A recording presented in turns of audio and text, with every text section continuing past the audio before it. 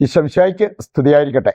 നമ്മൾ ഇന്ന് വിചിന്തനം ചെയ്യുന്ന വിഷയം, നമ്മൾ പിശാചിനെ പുറത്താക്കുന്നവരാണോ അകത്താക്കുന്നവരാണോ? രണ്ടിനും സാധ്യതയുണ്ട്. വേണേ പുറമേ നടക്കുന്ന പിശാചുക്കളെ നമുക്ക് അകത്താക്കാൻ പറ്റും, വേണമെങ്കിൽ നമ്മുടെ ഉള്ളിൽ കിടക്കുന്ന പിശാചുക്കളെ നമുക്ക് പുറത്താക്കാനും പറ്റും. നമ്മൾ സാധാരണ ശ്രദ്ധിക്കുന്നത് ഏത് കാര്യത്തിലാണ് എന്നുള്ളത് തിരിച്ചറിയുന്നത് വളരെ നല്ലതായിരിക്കും. നമ്മൾ കാണുന്നുണ്ട് ഈ സാവൂളിൻ്റെ ഒരവസ്ഥ പറഞ്ഞിരിക്കുന്നത് 1 സാമുവേൽ 16:14 വായിച്ച കാണാൻ പറ്റും. ഒരു കാലത്ത് അഭിഷേകമുള്ള സാവൂൾ, ദൈവാത്മാവ് ഉള്ളിലുണ്ടായിരുന്ന സാവൂൾ അതിശക്തനായിരുന്നു. സാത്താൻ അവനെ തൊടാൻ പോലും പറ്റില്ലായിരുന്നു. പക്ഷെ നമ്മൾ കാണുന്നു 1 സാമുവേൽ 16:14 ദൈവത്തിൻ്റെ ആത്മാവ് സാവൂളിനെ വിട്ടുപോയി.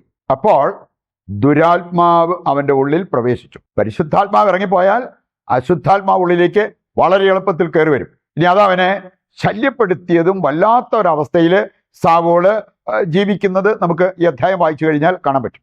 അവിടെ തന്നെ ഈ ഒരു വിഷയം വളരെ ഗൗരവപൂർവ്വം എടുത്ത് നമുക്ക് തിരുത്താനുള്ള തീരുമാനമെടുക്കാം. ആദ്യമായിട്ട് നമ്മൾ മനസ്സിലാക്കിയിരിക്കേണ്ടത്, യേശുവും ശിഷ്യന്മാരും അശുദ്ധാത്മാക്കളെ പുറത്താക്കിയവരാണ്, അകത്തോട്ട് സ്വീകരിച്ചവരല്ല. അകപ്പാടെ യൂദാസിന്റെ കാര്യത്തിൽ മാത്രമേ പറഞ്ഞിട്ടുള്ളൂ അശുദ്ധാത്മാവ് സാത്താൻ അവന്റെ ഉള്ളിൽ പ്രവേശിച്ചു. യോഹന്നാൻ 13-ാം അധ്യായം വായിക്കുമ്പോൾ കൃത്യമായിട്ട് അവിടെ പറഞ്ഞിരിക്കുന്ന ഒരു കാര്യമാണ്.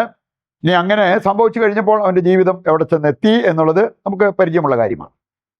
യേശുവിലേക്ക് നോക്കിയാലും അപ്പസ്തോലന്മാരിൽ പ്രമുഖരായിട്ടുള്ള എല്ലാവരിലേക്ക് നോക്കിയാലും നമ്മൾ കാണുക, അവരെല്ലാവരും അശുദ്ധാത്മാക്കളെ പുറത്താക്കിയവരാണ്. മർക്കോസ് 5:1 മുതൽ വായിക്കുമ്പോൾ ഒരു പിശാച് ബാധിതനെ ആ പിശാച് ബാധയിൽ നിന്ന് മോചിപ്പിക്കുന്ന കാണാൻ പറ്റും. അതും 12,000 അശുദ്ധാത്മാക്കളെങ്കിലും ഉണ്ടായിരുന്നിരിക്കണം. കാരണം 2000 പന്നികളുടെ മേൽ പോയി കയറണമെങ്കിൽ അത്രയെങ്കിലും വേണ്ടേ.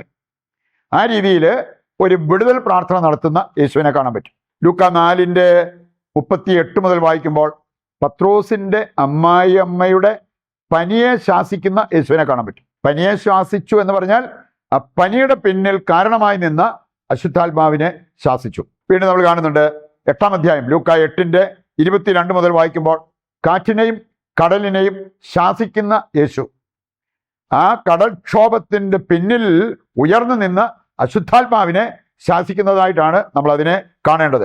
9-ാം അധ്യായം ലൂക്ക 9:37 മുതൽ വായിക്കുമ്പോഴോ അവിടെ നമ്മൾ കാണുന്നു പിശാച് ബാധിച്ചിരുന്ന ഒരു ബാലനെ ആ പിശാച് ബാധയിൽ നിന്ന് മോചിപ്പിക്കുന്ന യേശുവിനെ നമുക്ക് കാണാൻ പറ്റും. ഇതുപോലെ തന്നെ ശിഷ്യന്മാർ ചെയ്തൊരു കാര്യം മർക്കോസ് 6:13 വായിച്ചാൽ കാണാൻ പറ്റും.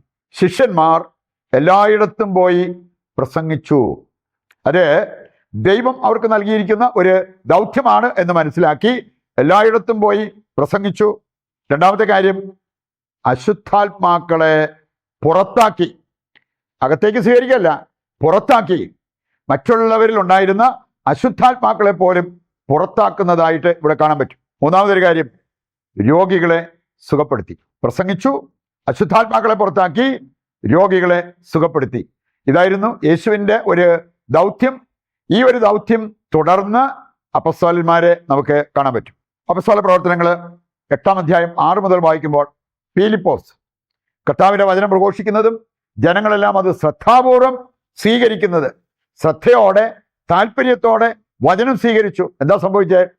അശുദ്ധാത്മാക്കൾ വിട്ടുപോകുന്ന രംഗം, രോഗികൾ സുഖപ്പെടുന്ന രംഗം, ഇതാണ് അപ്പസ്തോല പ്രവർത്തനം 8:6 മുതൽ വായിക്കുമ്പോൾ നമ്മൾ കാണുക. അപ്പസ്തോല പ്രവർത്തനങ്ങൾ 19:12 എടുത്താലോ പൗലോസിന്റെ ശരീര സ്പർശനമേറ്റ തുവാല അടുത്തേക്ക് കൊണ്ടുവന്നതേ ഉള്ളൂ.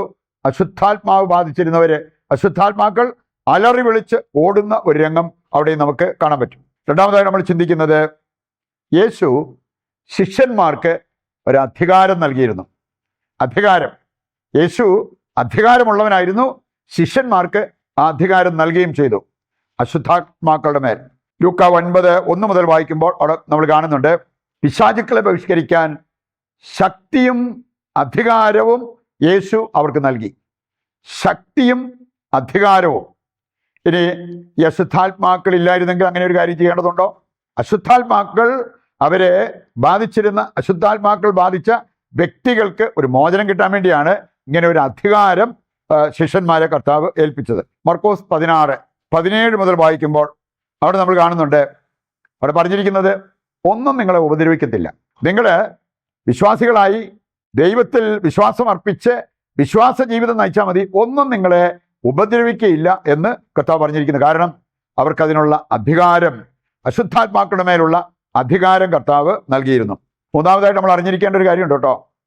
1 പോയാൽ 9 എന്നുള്ള ഒരു പഴഞ്ചൊല്ല് നമ്മൾ കേട്ടിട്ടുണ്ട്. ഒരശുദ്ധാത്മാവ് ഇറങ്ങിപ്പോയാൽ വേണമെങ്കിൽ 7 അശുദ്ധാത്മാക്കൾക്ക് നമ്മുടെ ജീവിതത്തിലേക്ക് തിരിച്ചു വരാൻ പറ്റും. അതാണ് ലൂക്ക 11:24 മുതൽ വായിക്കുമ്പോൾ.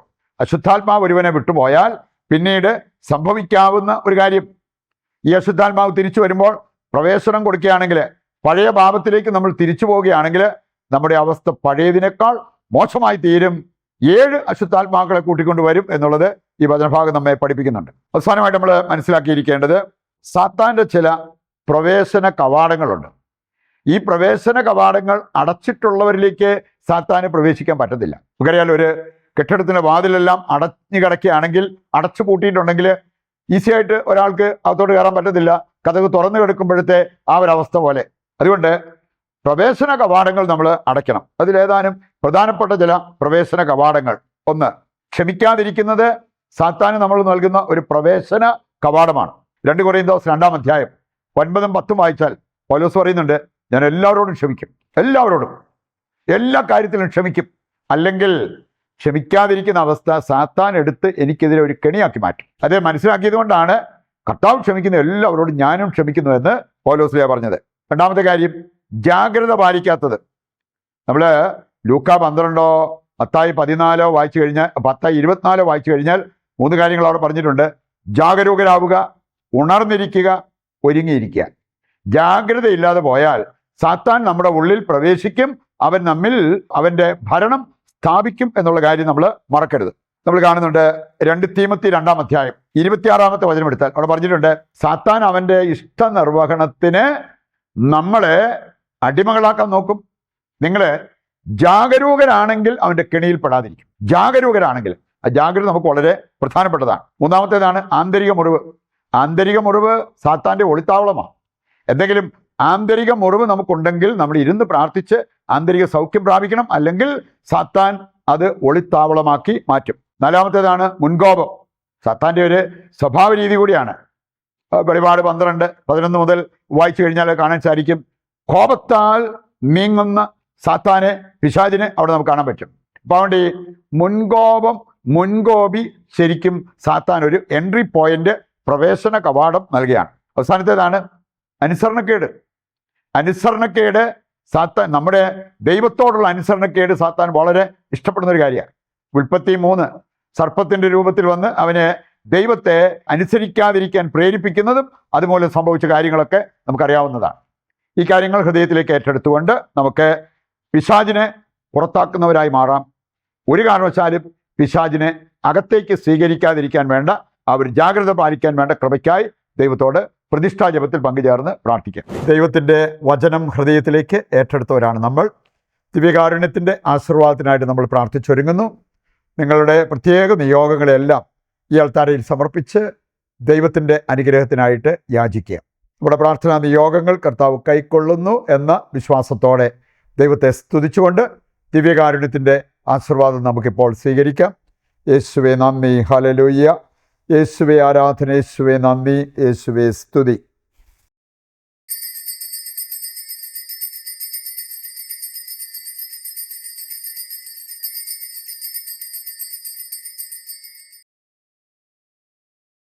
ഈശോമിശിഹായ്ക്ക് സ്തുതിയായിരിക്കട്ടെ. മറ്റൊരു എപ്പിസോഡുമായി നാളെ വീണ്ടും നമുക്ക് ഒന്നിക്കാം. ദൈവം നിങ്ങളെ സമൃദ്ധമായി അനുഗ്രഹിക്കട്ടെ.